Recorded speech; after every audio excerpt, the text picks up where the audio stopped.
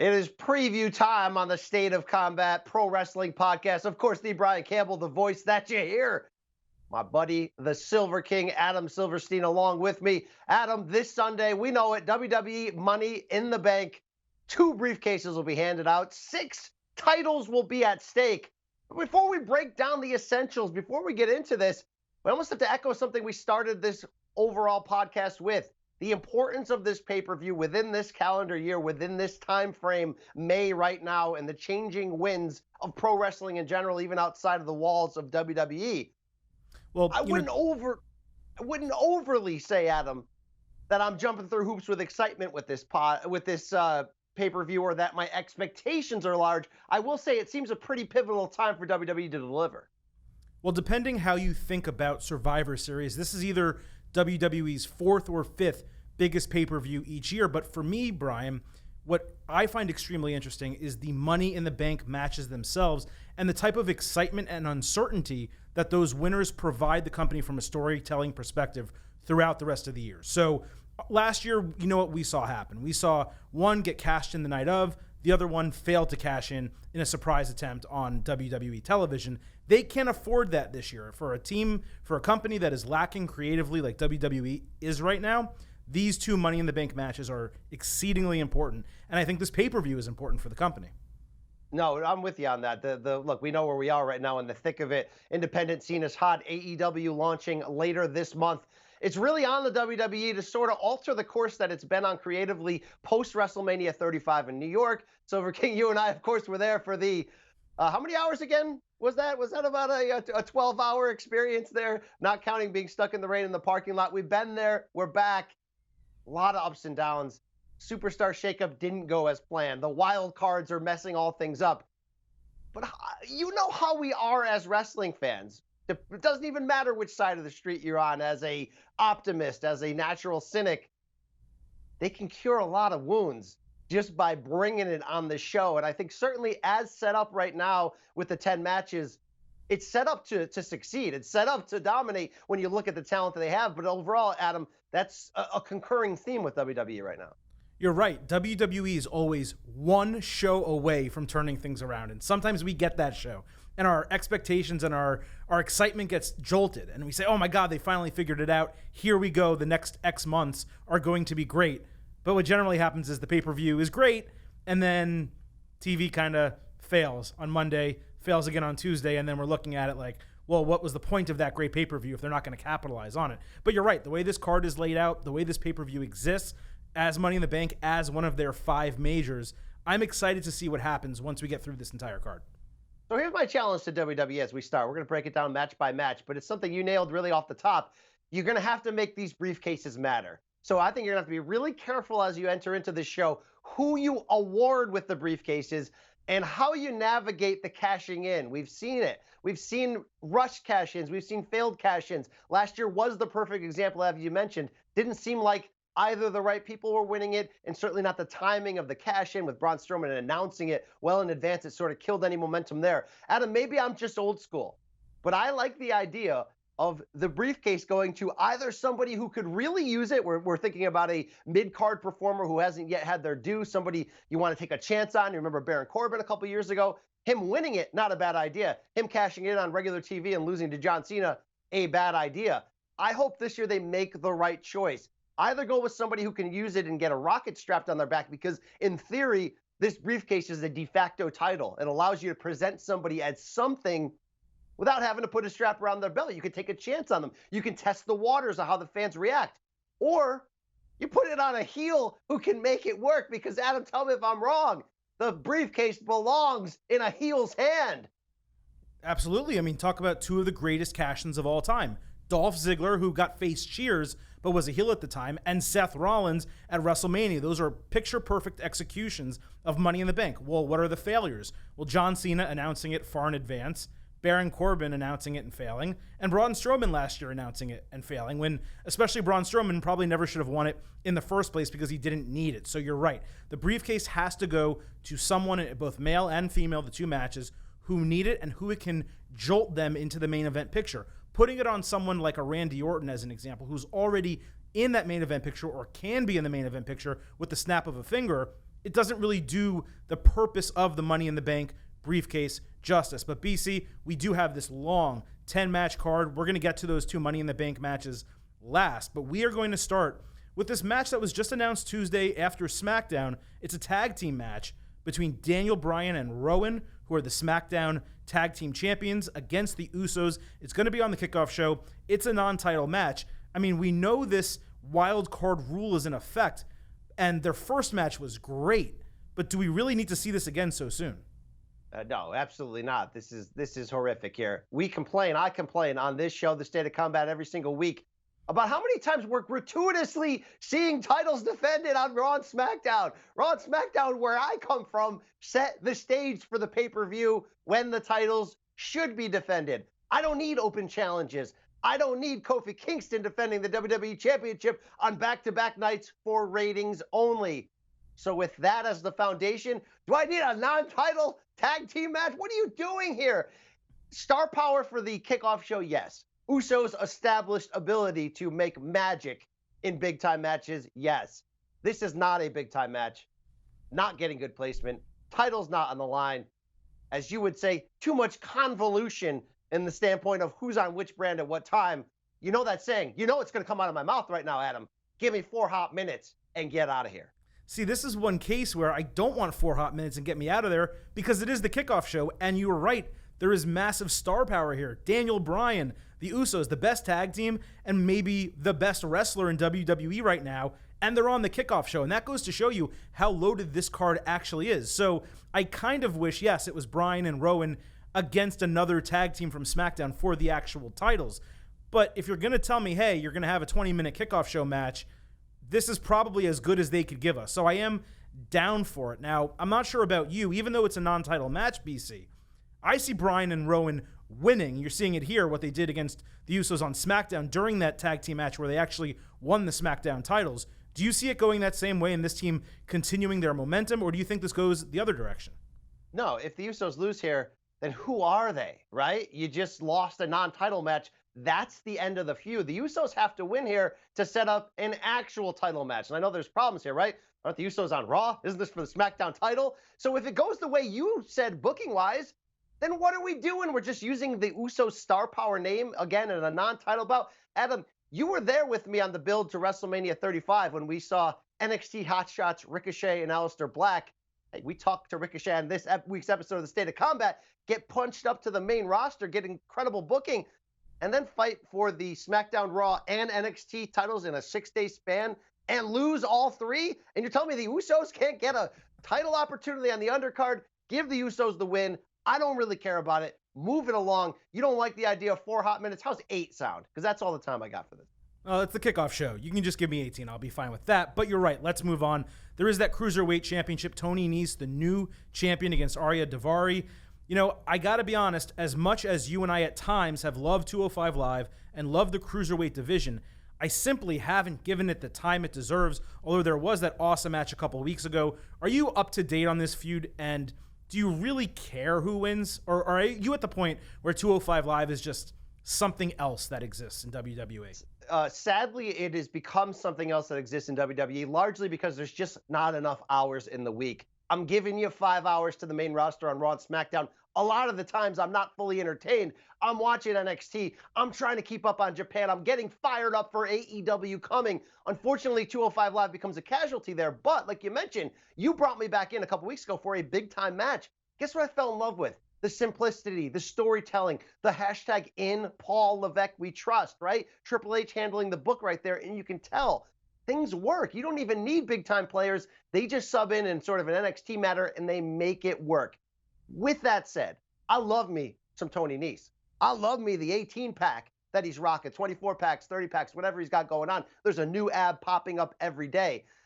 Felt like, though, that he was rushed to the belt. Certainly do not look at Arya Daivari, even without my knowledge of the recent storytelling on 205, as being a credible title contender, especially on a pay-per-view, a 5th major, if you will, on the main roster. And even worse, Adam, you remember that guy? Remember the guy we both fell in love with? Remember that guy Alexa Bliss fell in love with? His name was Buddy Murphy, and he just screamed superstar.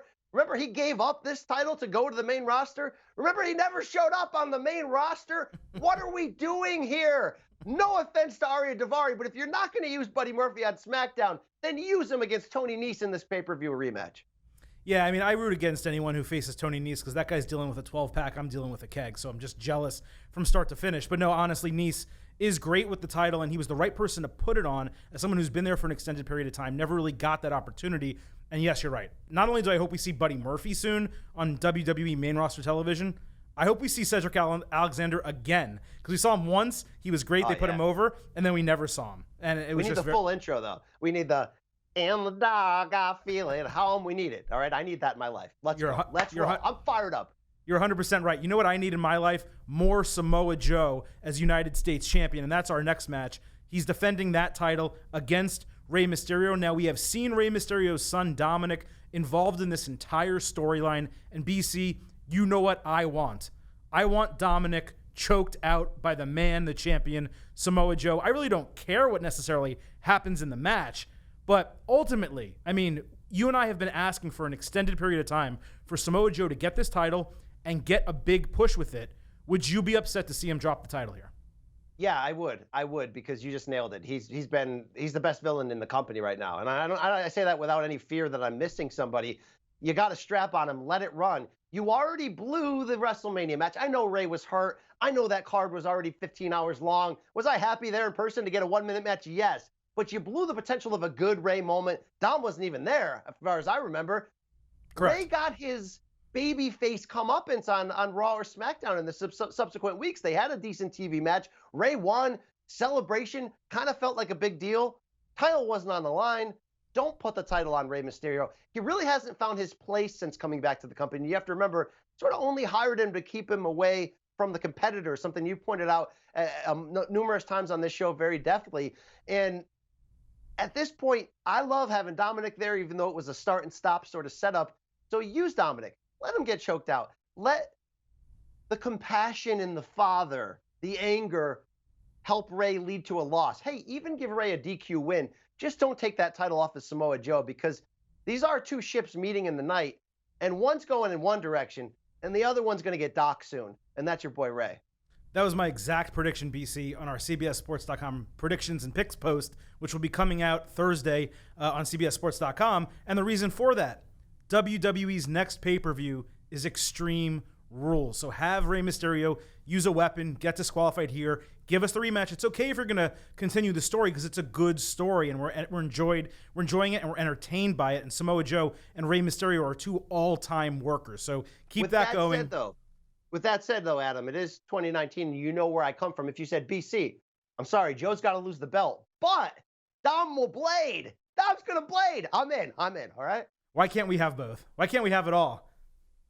Come on. That's what I want. Okay. We also have this steel cage match, which maybe would have been better placed at Extreme Rules a month from now between The Miz and Shane McMahon. You will remember McMahon beat Miz at WrestleMania 35. That incredible move off the, I don't even know what you want to call it, the scaffolding, the contraption, where, McMahon just wound up on top of Miz and got the win in that match. I think that match drastically and severely over-delivered from our expectations. Can this one live up to that one, BC? No. You know that pay-per-view you hate the most out of any WWE pay-per-view? Except Backlash? For Saudi Arabia. Yeah, there you go. I was going to say, except for anything happening in Saudi Arabia. I know the Silver King, Adam Silverstein, he hates pay backlash. What's that? It's either payback or it's backlash. Typically comes the month after WrestleMania. Typically WrestleMania reruns, feuds that we already saw and should have been settled. Thankfully, in a time where there's not a lot to praise for WWE Creative, we haven't seen much rehashing since Mania. They've largely flipped the script forward. This one sort of should have ended at Mania. I'm not mad that it's continued on because the two superstars bring it, and I did enjoy the Mania ending. I'll say Miz as a babyface has been refreshingly a bright spot. Obviously, Miz is at a level right now where I'm like, put him in the main title feud. His reemergence to 2016, he's an all-timer. He's a great. Love him right now as a face. Don't really love where this storyline's going. I think they've leaned on the whole idea of, well, they don't like each other, so they'll just keep attacking each other the past few weeks. We already did the father thing, the Mr. Potato Head thing. It worked. It was great. I like Shane as a heel. I don't necessarily think I like, though, Adam, tell me if I'm wrong, Shane spending more time in the Roman Reigns Elias feud than this one. And I know this week on WWE, they combined the two feuds, but they sort of combined them ad nauseum. Yeah, I think it's been split relatively equally. The only reason I'm okay with this being a rematch, they gave us the out at WrestleMania, so they told us that there was going to be another match. We didn't have to guess, and they're not throwing a convoluted storyline together to make it happen. And the aggressiveness has been at a 12. And The Miz being that aggressive is so counter to his chicken bleep character that he's had basically his entire career that it is nice and refreshing, as is Shane McMahon playing the dastardly heel, not so much the Mr. McMahon character, but his own version of, look, I'm a McMahon, I'm in charge, I can do whatever I want, and we're going to have this crazy match. So while I normally would be against it, in this case, I'm totally for it. The only problem with moving Miz to the main event picture, as you're saying, is Seth Rollins is the champion. We need a heel as Universal Champion on Raw for Miz to kind of fit into that role now, because turning Miz from face back to heel, now that this Miz and Mrs. show on USA Network is really taking off, it's really popular, and honestly, Silver King watches it. It's really good. It's entertaining. It's funny. You don't want to now turn him heel again. So you have to pick a direction you're going to go with Miz. For me, it's him winning this match and continuing on that path. I don't think it's a problem turning him back heel. I like the idea of bringing in babyface smart-wise to promote the show, right? They had that happen, but the new season's already launched. Miz is better as a heel. We're going to be waiting on screen for him to turn on whoever he's teaming up with, whether it's a Reigns, whether it's a Rollins. I actually think that's a clean change we can see. But what I don't want to do is enter 2020 without having seen Miz contend for the title. You got the obvious callback to WrestleMania 27, that one time WWE rolled the dice on him. You want to see that story come full circle. Maybe it comes against Daniel Bryan. Maybe. Well, you know how I feel about this next match already, BC, so I'm just going to lay it up to you. Roman Reigns versus Elias. Do you care? I don't care because I know what's going to happen. It's going to be another dominant Roman Reigns win. And it's something we talked about earlier in this show that, look, you had an opportunity with the real-life health scare of Roman Reigns to portray him as a relatable, inspirational babyface, but they did it. They kind of ruined it. They kind of went the full-on corporate inspirational babyface Roman, and now we're back onto old Roman booking. You don't have to change his name to Joe, but you got to give the guy a little bit of character and heart and something different. We're not seeing that. I love Elias. I've been crying for Elias to finally be in a feud and not just be a party favor that you can use on the show. Unfortunately, he hasn't really been able to get his heat during this feud because Shane McMahon's been stealing his thunder, stealing it in an entertaining manner, but stealing his thunder. I have zero confidence that this will be an Elias win. Maybe unless they surprise us and this is a feud that's going to keep going. But I don't know why you would want to tie up Roman Reigns any longer in a feud that really isn't going anywhere. This is Roman Reigns' win. Probably going to be as predictable and kind of boring as his Drew McIntyre WrestleMania predictable and boring win. Give me any reason to believe otherwise. I can't, because, I was the proponent for WrestleMania 35 that Drew McIntyre needed to go over Roman Reigns and probably needed to go over him strong, because you would have built up Drew McIntyre with that win. Roman would not have been damaged at all because he gets so much positive booking that him losing a match to a really talented guy on a big stage, it's almost like that would be a surprise. That would be WWE giving us a storyline that's interesting. Having Roman Reigns, who real life recovered from leukemia in about 4 months and made his way back to WWE, losing a match. And then maybe losing another one and having to build back from the bottom. And you know what you could have done if you booked him that way? At WrestleMania 36, you could have made him your Universal or your WWE champion, and fans would have cheered because it would have been a full, true, real-life inspired underdog story. Instead, you have him beat Drew McIntyre, and you basically are going to have him beat Elias here, and you have the same old Roman Reigns can beat everyone no matter the obstacle booking. I don't care. Can't we get the book?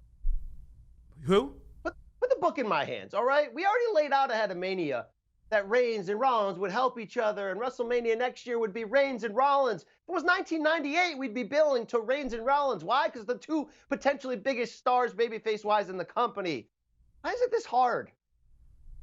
It really shouldn't be this hard. And, you want the booking in your hands. I want the booking in my hands. I think a lot of wrestling fans want the booking in their hands, and that's the problem. If everyone thinks that they can do better than your current creative team, that's an issue. It's okay if one or two people think, hey, I'm really smart, I really know, WWE, I could do better than they do, but the product is good, well, they don't have much of an argument. But if that's not the case, then you have everyone thinking they can do better, and that really goes to show you what is wrong. They don't have a creative team. They have one man. They have one man. They have one man. And his name is Vincent Kennedy McMahon. And something that I wouldn't have thought Vince McMahon would have booked, but here we are. 2 matches for Becky Lynch, Becky Two Belts, as she's affectionately known, on one pay-per-view. And I don't think they're going to be back-to-back, but we're going to talk about them back-to-back. And we'll start with the Raw Women's Championship coming up against upstart Lacey Evans, who, yes, she's been on TV for a while. I think she's maybe had one match. We saw her in NXT. She was never the NXT Women's Champion, but here she is, her first title match on her first pay-per-view with WWE against the champ. BC, do you have Lacey Evans actually taking the title from Becky Lynch and getting that rocket strap to the moon? I do. Not only because it's the right move, it's a bit of a gamble, but not only because it's the right move, it's a fresh and progressive move. Not only because it's better to have Bex on the chase moving forward, but even if you want to go behind the scenes conspiracy political side of it, look, Lacey Evans is a Vince McMahon character. That's why she's getting this type of push so soon. The thing that isn't a problem is she's been fantastic in this role. So I think it is time to roll the dice on her. Look, this is the first pay-per-view since WrestleMania. I already made 2 references to how long that show was and how it robbed from it. I'd like an efficient show here from WWE on Sunday night. And I'd like Becky Lynch to lose both championships, including this match. Why? Because it was a historic thing for her to win it. The storyline up to this point, and I thought they did a really good job on Raw on Monday night in that segment, contract signing, having 2 women there instead of 1, and having both sort of stand over Becky large, is showing you that it is a gamble to see her doing this, being so willing to defend both in the same night. If you're going to stay in kayfabe with me, she's inevitably going to get weakened by the experience. I'd like to see her lose both.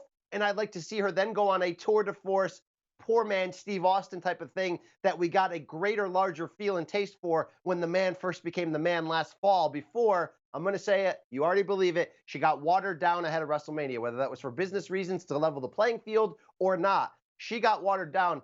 I'd like to go back to Becky with a chip on her shoulder, Becky on the way up, Becky on the chase, Becky hates Vince McMahon. That's the way to book it. Lacey Evans right now, does she have a lot to prove in the ring? Yes. Not bad in the ring, but she has a lot to prove. She had, a handful of NXT matches. But, Adam, sometimes people have, wait for it, here it comes, coming, it. They've got it. She's got a lot of it. She's got a real lot of it. She owns the camera when she's on there. She owns the moment.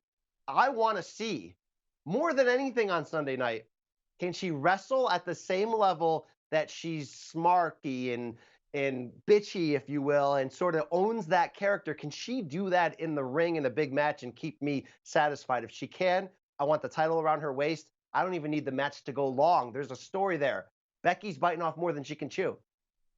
See, I think WWE can accomplish every single thing you said in terms of Becky's character while still keeping one title on her, at least for another month or 2 months. It's very difficult for me for you to have this mountaintop moment at WrestleMania in a winner-take-all match, and at the very next pay-per-view, take both titles over the most over woman/wrestler in the company. You can make that argument with Kofi, Daniel, a couple other people as well. So for me, she has to lose one title at this show because you have to get one of them off of her. You have to have separate storylines on both brands. So we'll get into the next match in a minute. That's the one I think she loses, and I'll explain why. In this particular case, you can't have your most over woman, who, by the way, has taken a number of these women's rights from Lacey Evans, who has been on the losing side of many of her segments with Lacey Evans, and say, she's also going to lose the match. She can't beat this woman, and she's on Raw. Because don't forget, Becky Lynch is on Raw. So for me, I think it's a situation where Becky Lynch has to retain this title, but we'll move on to the next match, the SmackDown. Well, hold on. I got to pause you and keep it right there, sure. All right?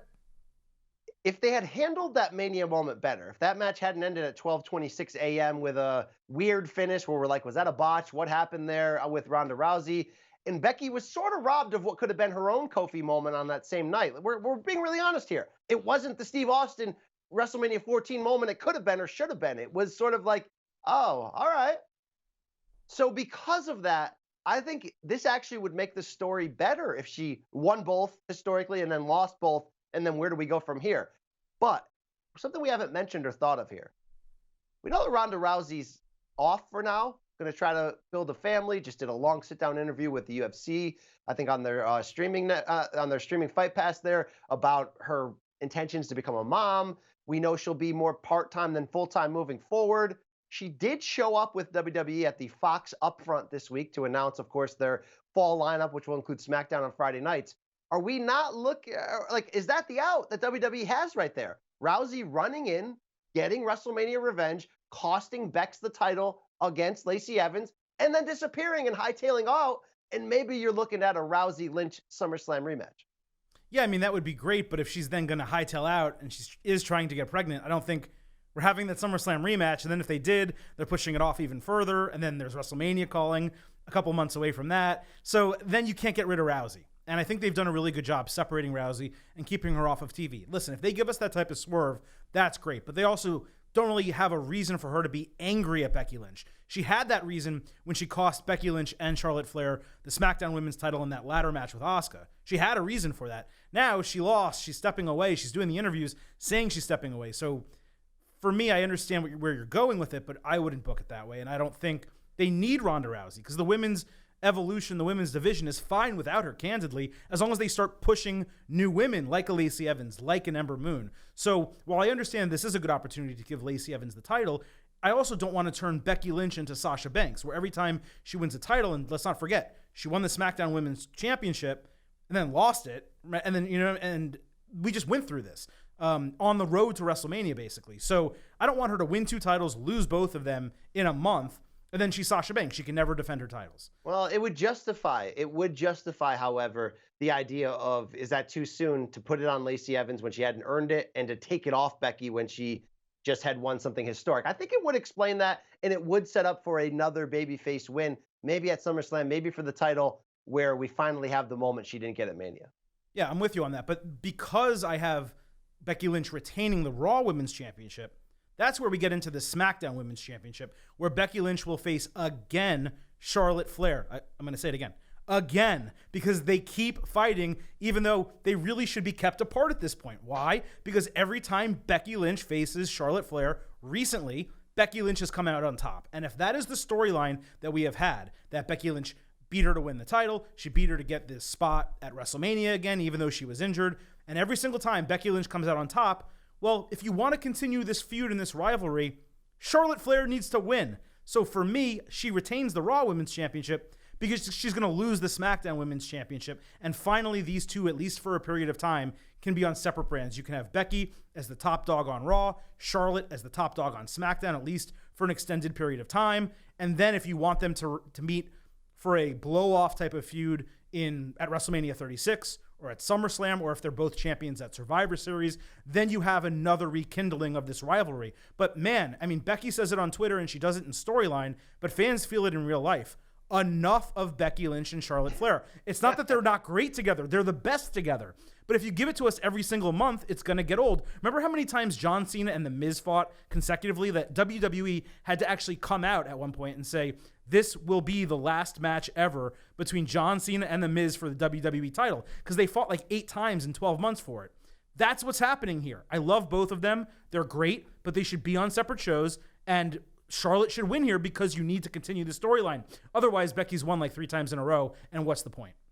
Yeah, it's a fair rant, indeed. And while we can debate all we want whether the title will change hands in Becky and Lacey Evans' match, you can all but guarantee that Charlotte's going to win right here, mostly because it really just doesn't make sense for one person to hold titles on both brands, even with this new wild card, which essentially guarantees that the top stars will appear on both as a way to appease both NBC, Universal, and of course Fox when they launch SmackDown later this year.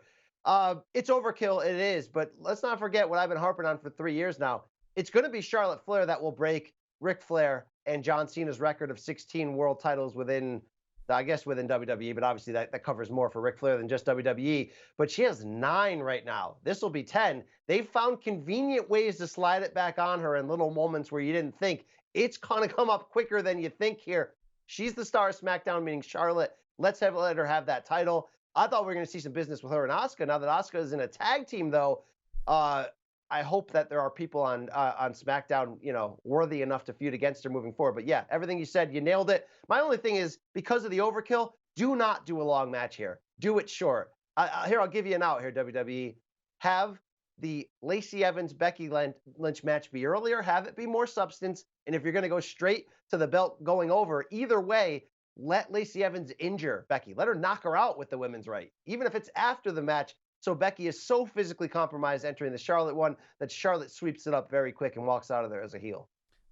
That's the exact booking. I mean, that is how you do it, and maybe that's predictable, so maybe they won't do it that way. But I'm okay with predictable in this case because, as I've said on the show before, BC, predictable is good if it gives you the result that you want in the end, and it's still entertaining. And that would be entertaining. Lacey would get over. She maybe could continue her feud with Becky into Extreme Rules. They have an Extreme Rules match, and maybe because of the stipulations of that match, Lacey Evans wins, or maybe Becky goes over and Lacey kind of takes a step back, and they move on to some of the other women on that show. So there's a million things that could happen. And how about this, Adam? We mentioned that name earlier. Remember Sasha Banks? Remember she used to wrestle for WWE? Hasn't appeared since those string of tweets, since we heard about her unhappiness. Bayley presented as a single star now.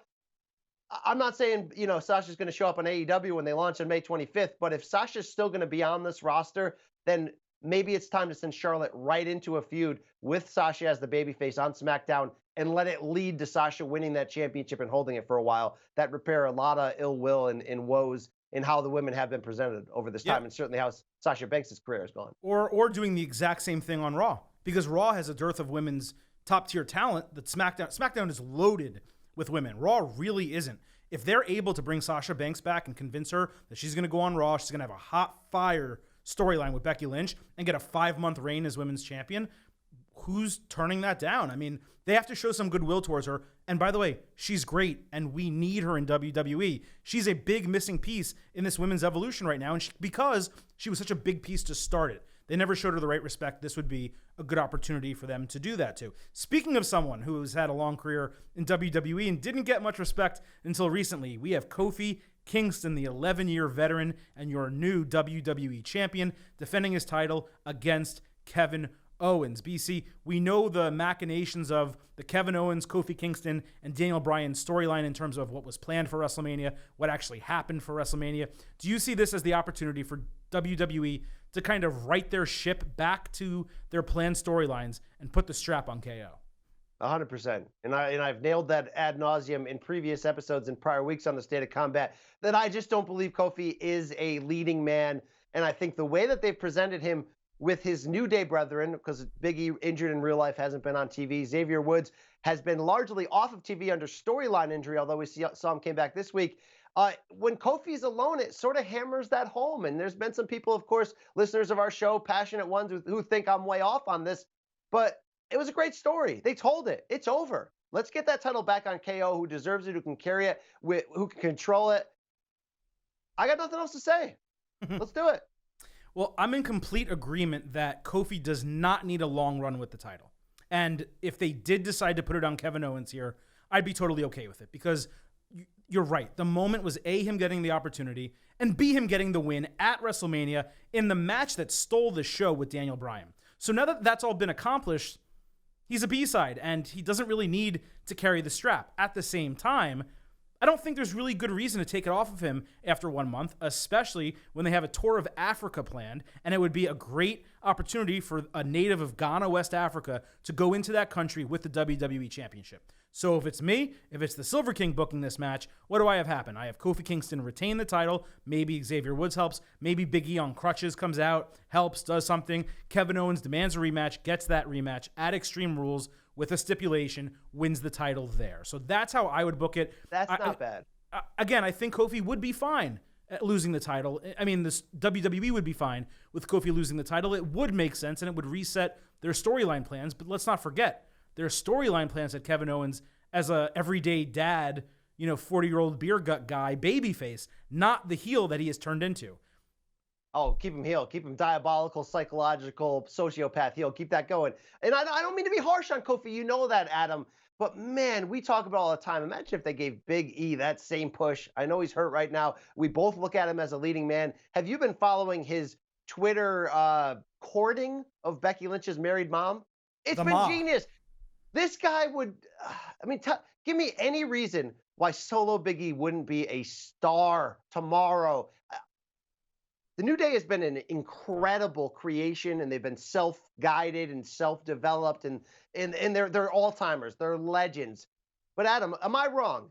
At least 40%, maybe 50% of what we love about the New Day is Big E. Oh, man, that's tough.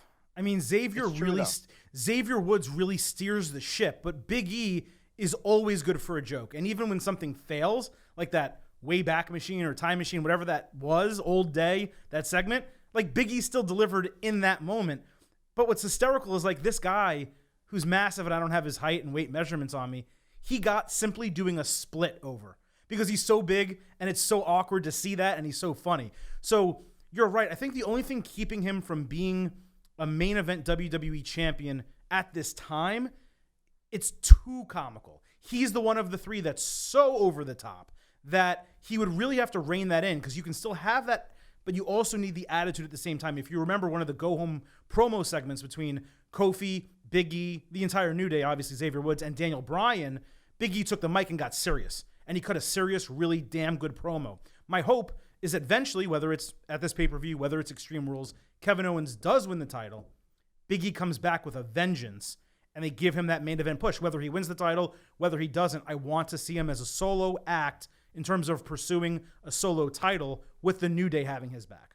Oh, Adam, stick the performance-enhancing audio into my vein. How about we get him coming back angry, wanting to be serious? New Day's too much of a joke. Kofi just lost his title. He turns on the New Day and he turns heel, and you remember him as a heel when he was Dolph Ziggler's bodyguard and he was Big E Langston and he wore the African colors and he was all about weightlifting and dominance and intensity. I'd like to see that guy again. I'd like to see that guy publicly within storyline call out the WWE for their lack of diversity. Am I going too far here? Well, I would love that Big E back, but they're not breaking up the New Day, man. You keep trying to be that wedge driver, as Kofi likes to call you. They ain't doing it because they're too hot of a commodity together. You don't break up New Day. You don't break up NWO. You don't break up DX until you absolutely have to. All right, why did we break up the Shield? Because you had 3 stars about to bust out and deserved solo time. I think Woods is better than a lot of people do. I think he could be a mid-card title holder and star. We've already established, because you love Kofi, that Kofi winning the title was great and you accepted it. We're telling you that Big E is a superstar in waiting. Break them up, and then when you bring them back together, it's merch sales for a lifetime. Do you not remember what happened with the Shield for the past year? New Day is the Black Shield. Break them up, put them back together. Give me a triple threat main event. I'm telling you it's going to work. There's a difference between capability and willingness. So when WWE broke up the Shield, they were willing to have all 3 guys go as single stars and push them in different directions, right? When they broke up American Alpha, they were willing to push one of them, Jason Jordan, even though Chad Gable is just as good, if not better. So when you are going to break something up, you have to have the will, not just the ability of the performers to do the role. You need to be ready, willing, and Gable to push all 3 of the, or all 2 of the people. And my concern would be they'd continue pushing Kofi Kingston, maybe as a mid-carder. Maybe they would push Big E as a main eventer. My concern would be, despite his incredible talents in the ring and on the mic, Xavier Woods would get lost. And I don't want to see that happen, because as a trio, they are so good together. Okay, one final thing. We're going to get out of here. You elevate Big E to the roof. He turns heel. He's a solo superstar. Are you telling me that Kofi and Xavier couldn't be tag team champions? They could be. Yeah, they absolutely could be. All right, there we go. Just fixed it. Just fixed the territory. Let's move it on down the road. Okay, I hope they do it. But you know what? You could have them be tag team champions. You could have Big E as a main eventer, and you can keep the New Day together. So that's all I have to say about that. Up next is that Universal Championship match between Seth Rollins, the champion, and AJ Styles, BC. So obviously this is really a match about 2 faces going head to head. AJ has gone a little bit darker, a little bit meaner, heel-esque as of late. You know how I feel about this match. I'll save my opinion for after you. Do you see the title changing hands here? I don't see the title changing hands here, but I do think you need to turn AJ heel. You've been teasing it, not to do, again, the same exact booking he did with John Cena in 2016 when he turned heel, when it was all about beat up John Cena and he had Gallows and Anderson by his side. But you know what? The best thing for AJ Styles and Gallows and Anderson is putting them by his side and reuniting the club and making him, even for a short season, a heel on the main event level on Raw. I don't actually need this feud to end. I think we just need to add a little bit of flavor to it. I'll give him this. I like this week. They kind of undersold the presentation of this on the Go Home Raw show, but they didn't overexploit. What I mean by that is, on the women's side, we went for the double contract signing. And I think you need segments like that. It was powerful. It was strong. They didn't go back to the well and force something with AJ and Rollins. they just gave us separate backstage interview promos. Both are really, really good, including that reveal of Seth showing their independent meeting years ago. What was it, 2006, in some small organization? I hadn't even known about that. That was a cool little bit moment on there. This certainly, of all the matches on the card, has the potential to really grab our attention and win the night, be sort of a 4 3/4 star match. Maybe WWE gets out of the way and lets them wrestle indie style and we get a 5-star match here. I'm actually really excited about what this could be. I'm hoping they have something new storyline-wise, though. Put a little pepper on top. I did love this contract signing segment that you saw. I mean, it was really done well, top to bottom. But BC, you know my concern here. This match isn't going to get a finish. We got Blood Money in the Sand, that third show in Saudi Arabia, coming up very shortly, a couple weeks after this show, this Money in the Bank show. And honestly, man, I just think we're going to see Brock Lesnar interfere and force a disqualification or a double DQ or a no contest, and we're going to get a triple threat match at that show. Because right now, and that show is actually called Super Showdown, but regardless, right now, what do we have? We have Goldberg versus The Undertaker. So there's one man who doesn't have a match out of the 3 really super big names that are not full-timers, and that's Brock Lesnar. So what are you going to do with Brock Lesnar? You're not going to put him against Braun Strowman again. I don't think you're going to feed like Drew McIntyre or Roman Reigns to him, or you're going to do anything like that. So for me, the natural spot, and his name has been mentioned consistently in this rivalry build, primarily with Seth Rollins telling AJ he never beat Brock, even though Seth Rollins did at WrestleMania. Obviously, AJ fought him at Survivor Series. So I just think, like, I'd love to give you a pick. The pick is that Seth Rollins will retain the title. But my actual pick, my prediction, is that we see Brock Lesnar interfere in this match. It's in Connecticut. It's pretty close to Canada. Why not, right? Well, first of all, no one ever... I'm from Connecticut. I am Connecticut. I live in Connecticut. No one's ever identified Connecticut as, well, it's pretty close to Canada. Well, I'm in Florida, man. Canada. It's way closer to Canada than Florida is, and that's where I am right now. All right, well, let me hit you like this. This is actually the perfect example of the difference between the Vince McMahon booking that we see today, which is really hit or miss in the modern era. We just complained to open the show ad nauseum about it, and the Triple H style of booking in NXT 205 Live, and hopefully coming soon to a main roster near you. Under Vince's idea of booking, you take this great match that you build up, you make it a smosh finish like you said, and you plug in big business Brock Lesnar to build toward the next pay-per-view. Nobody leaves happy. If Trips had the book for this, you know what we'd see, Adam?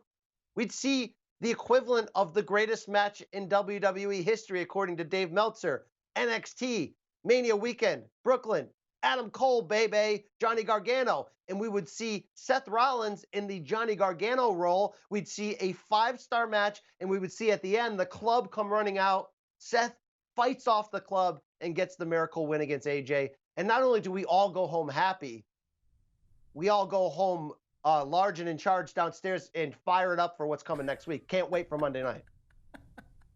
I said it.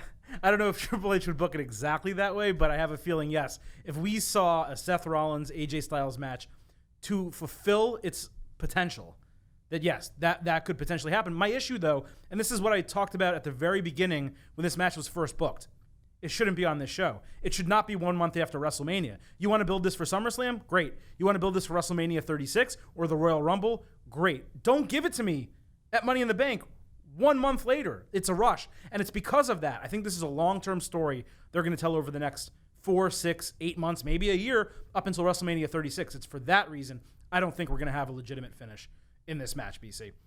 We have these 2 Money in the Bank matches to go. We're going to start with the women, and I'll run down the names for you. Alexa Bliss versus Naomi, Natalya, Dana Brooke, Bayley, Mandy Rose, Ember Moon, and Carmella. Obviously, Alexa Bliss won last year, cashed it in during the Ronda Rousey Nia Jax match, pinned Nia Jax, became the new Raw Women's Champion that year. What we have now, BC, is a match where, gotta be honest, I wouldn't necessarily say WWE put its best foot forward in terms of the women who could have been in this match. Obviously, we don't have Asuka. We don't have Sasha Banks, etc. Kairi Sane would have been great here. But I still think the field is pretty solid. So I'm going to ask you 3 separate questions. You can give them to me in any order you want. Out of this list, who should win the Money in the Bank? Who will win the Money in the Bank? And who definitely should not, under any circumstances, win this match? All right, who should not win under any circumstances, any form of retread? So for me, that's Carmella, that's Alexa Bliss, that's even Natalya, who I get why you have a veteran in here, but not making you so excited. I don't even think Edward Moon is ready. So I think you're cutting the field down pretty quickly right there. I think you just got to go Mandy Rose. Like she fits the description of who should win a Money in the Bank better than anyone else coming into this match. You did nail it that there is a decided lack overall of star power or really of next level athletes in here. But we've had this discussion before. We want women to get equal time. We want there to be a women's Royal Rumble Money in the Bank match on and on. But we don't want two marathon matches in the same night that dilute the value of it. So this women's match, I think, has the opportunity to be somewhat short and still deliver. They did a great job on Monday night in the story that they told. The match quality was great with Alexa Bliss giving up her spot to Nikki Cross. I know you're probably going to be upset that Nikki Cross's character kind of changed backstage. She wasn't crazy anymore, but I think we saw a couple smirks and smiles as she kind of played to Alexa Bliss within storyline and helped her out. That Nikki Cross is going to go crazy. When Alexa Bliss climbed the ladder after that match to grab the briefcase after pushing Nikki aside, Nikki held the ladder. She was giggling crazily and loud. She's going to have a factor in this match. She's going to screw somebody in the end. She's going to turn crazy. It'll be good entertainment. I think you keep the match short. You put it on Mandy Rose. I don't have to sell Mandy Rose to you, Adam. She hasn't shown yet she can be great.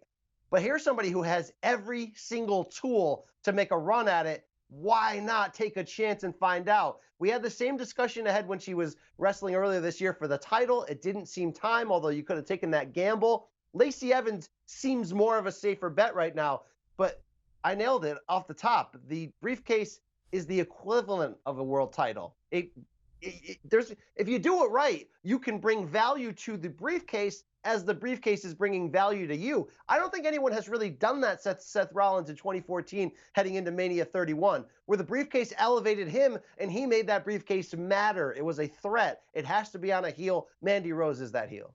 Yeah, so we are completely aligned on this one. The only people I really don't want to see win it are Alexa Bliss, Carmella, and Natalya for the reasons you stated. Although this insertion of Nikki Cross into the storyline and the fact that she's the one who went over on Monday night concerns me, that they're really just going to put this back on Alexa Bliss. And if they do, I mean, talk about Roman Reigns' predictable booking. This is predictable booking. She cannot be an active wrestler without a title in WWE. Vince just will not allow it. And I don't know why, because she's so good without it. She really doesn't need it. So that concerns me. What I would like to see is Nikki Cross and Alexa Bliss as a women's tag team, because Raw really doesn't have any of them. And for a short period of the time, maybe they even take the titles. That would be extremely interesting to me. It also would keep Alexa Bliss out of the main championship picture. And you're also right. Mandy Rose should win, and I think she will win. There are two women in WWE right now who every single week I see them on TV get better. One is Mandy Rose, the other is Carmella. And considering Carmella's already won and already had the opportunity, and she's super over still coming out of the alignment with R-Truth, this is the opportunity to reward Mandy Rose, who our friend Jack Crosby likes to call her the queen of strong style, because she is. She hits these really tough knees.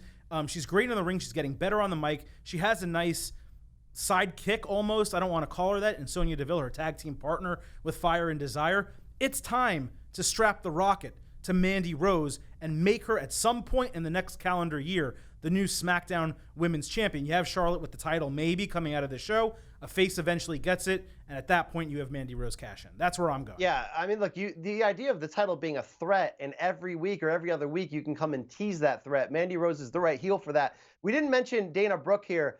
I like that WWE does reward people who are on or who have gotten lost in the system. If they work hard, if they get back into shape. We've seen Zack Ryder get rewarded, right? We see Kurt Hawkins right now. We certainly saw Jinder Mahal get rewarded on the highest level. I think you can reward her without letting her win here, but letting her have some big moments in this match and hopefully let it lead to at least one actual feud. Look, I'm not the biggest Dana Brooke fan. You're not either, but somebody's going to work that hard, do something with them. Yeah, absolutely. And Dana Brooke has actually gotten a couple big moments on TV also recently. So, good for her, especially on the Go Home Raw. I was really impressed. So you're right. At some points, you have to give people opportunities. I'm glad to see that she's getting this opportunity, but at the same time, I just really can't justify her coming out of here with the briefcase and then having to carry. See, the briefcase, having it, it's more than just being the potential champion. I think there's an 81% chance that you win the title historically in WWE. Obviously, it's all made up, but 81% that the person who wins it actually cashes it in and ultimately wins the title.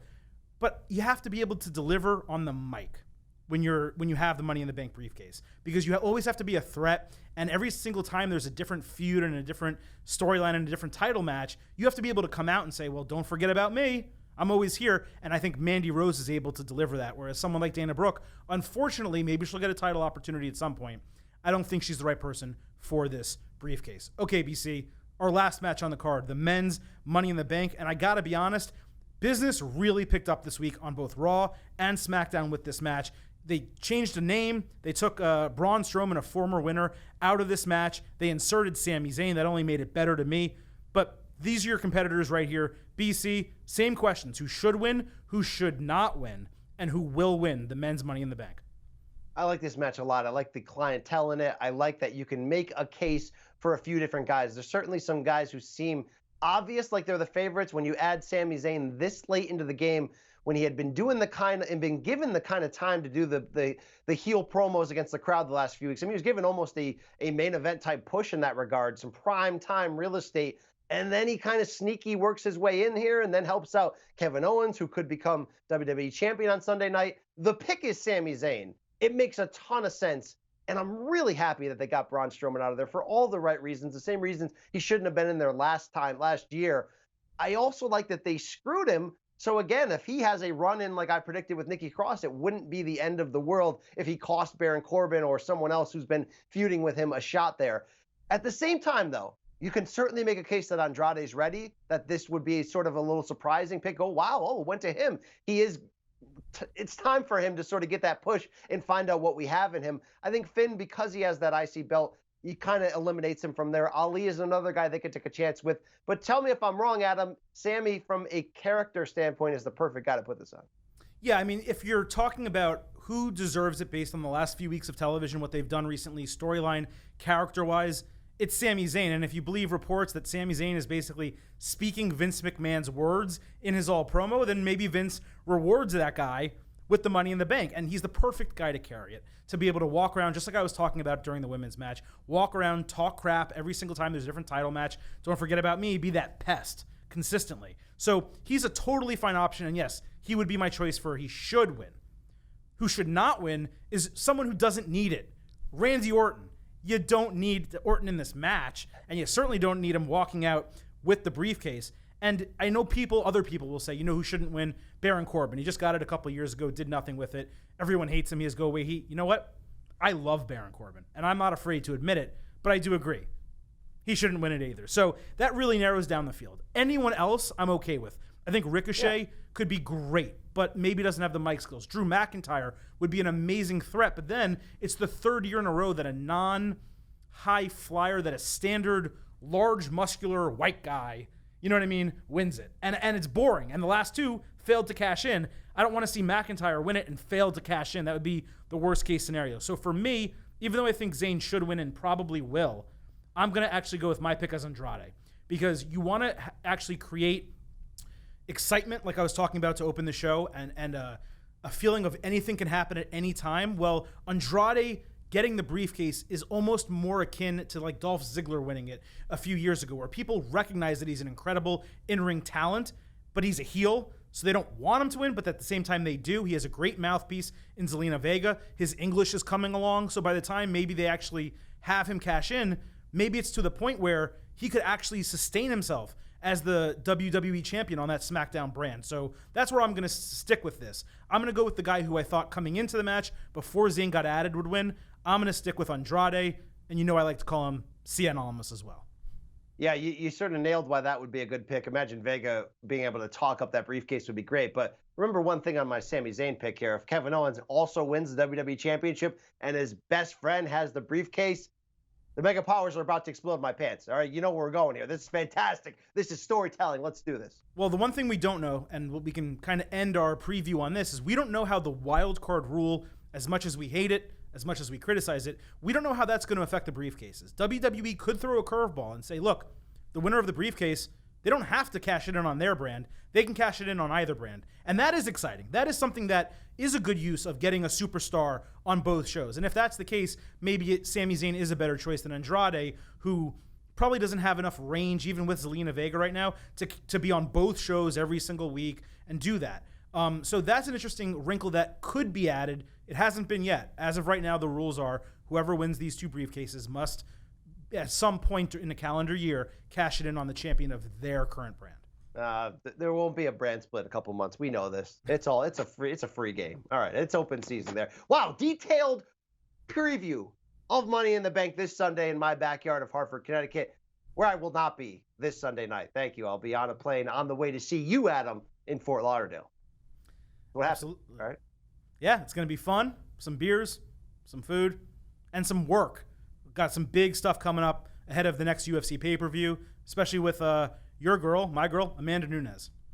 The women's greatest of all time. Believe that. Listen to more in the future on the SOC MMA show. Check out myself and Rafe on the Box Show. If this is your first taste of what we got going on here at the State of Combat on CBS Sports, we are bringing you basically 3 episodes a week, sometimes more. 1 in mixed martial arts, 1 in boxing, 1 in pro wrestling. A lot of bonus audio interviews coming your way. Performance-enhancing audio all day, all the time. We bring it right here. Follow us on Twitter at State of Combat. Follow me at B Campbell CBS. Follow the Silver King at Silverstein Adam. Maybe drop a 5-star review. I mean, it is a giving time. Let's go. We pay it to you. You pay it forward. You pay it back. Adam, what else? We got anything else? No, I just think it's time to say goodbye to the people. Yeah, say goodbye. Say goodbye. Guess what? We out.